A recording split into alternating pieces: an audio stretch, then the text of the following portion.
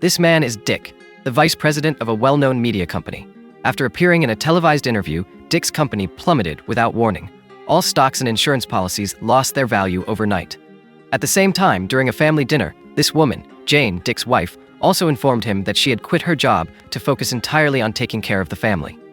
After breaking the news of the company's bankruptcy to his wife, Dick remained surprisingly optimistic and made the most of his time off, thinking that, as a former vice president, he would easily land a new job in no time. But soon after, reality hit Dick hard with a series of painful blows, one rejection call after another. For months, he found himself stuck in unemployment. After endless rejections, Dick finally scored his first interview, and he was over the moon. But the celebration was short-lived.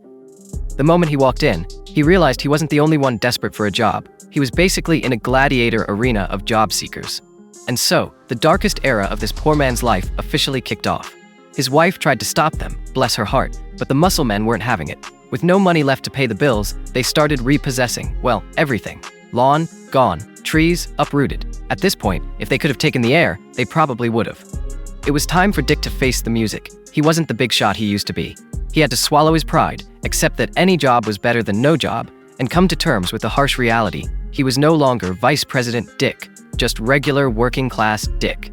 And Jane, his ever-supportive wife, also kicked off her new chapter in life. She became a dance teacher, because when life takes away your corporate job, you put on some spandex and start teaching salsa. Once again, when it rains, it pours. And in their case, it poured bad luck. Both Dick and Jane ran into trouble at their brand new jobs and got fired on the very same day. Ouch. They had no choice but to sell their fancy car and downgrade to the cheapest thing on four wheels.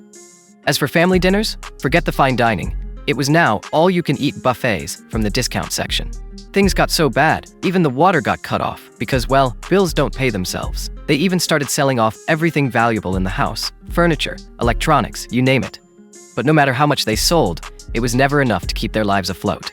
At this rate, even the family goldfish was starting to look like an asset. And then, the inevitable happened. The massive mortgage on their house wasn't about to just stand around, waiting for the Dick family to bounce back from their crisis. The bank started calling. A lot.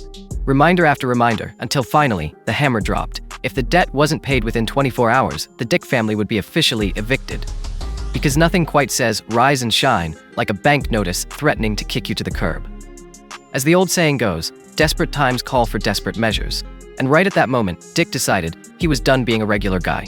From now on, Dick was a robber. Yep, he went full outlaw. And what followed? A series of ridiculous, chaotic, and downright absurd events that you honestly couldn't make up.